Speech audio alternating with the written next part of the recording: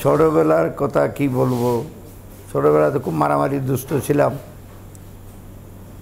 আমার জীবনে সবসময় বড়দের সাথে চলতাম, ছোটদের সাথে চলতাম না।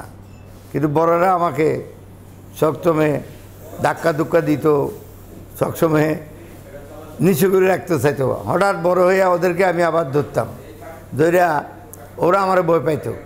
এটা হলে আমার জীবনে তো সবসময় মানুষ একরকম থাকে না, যে এই বড়দের উপর আবার মাতবরি করেছি আমি। ছোটোবেলায় যারা আমাকে ধাক্কা দিত তাদেরকে বড় হয়ে ধাক্কা দিয়েছি। চলচ্চিত্রে আসি, আমি জাতীয় প্রশিক্ষক ছিলাম। ওখান থেকে আমি চলচ্চিত্রে আসি।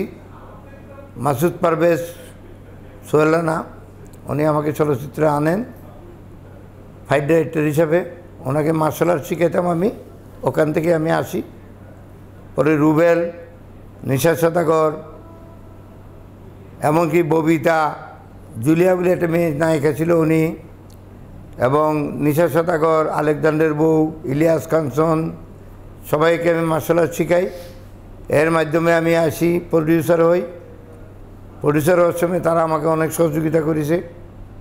প্রডিউসার, ডাইরেক্টর এবং নায়ক হিসাবে 500 অভিনয় হিসাবে প্রায় 200 ছবি আমার রিলিজ হয়ে গেছে। বর্তমানে ফিল্মের অবস্থা ভালো না, বিদায় হল তল কমে গেছে। আমি একটা ছবি আরম্ভ করব, সেটার নাম হচ্ছে ডিজিটাল প্রেম।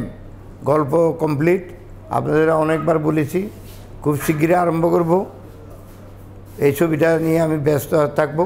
আর বেশিরভাগ ব্যস্ত আছি, আমার একটা রিস্যুট আছে কক্সবাজার, ওস্তাদ জাহাঙ্গীর রিস্যুট, এটা নিয়ে খুব ব্যস্ত আছি। আমি ওটা দেখাশোনা করি, আর আমি নিজে মালিক এটার। এই আছি, জীবন এইভাবে চলছে এখন।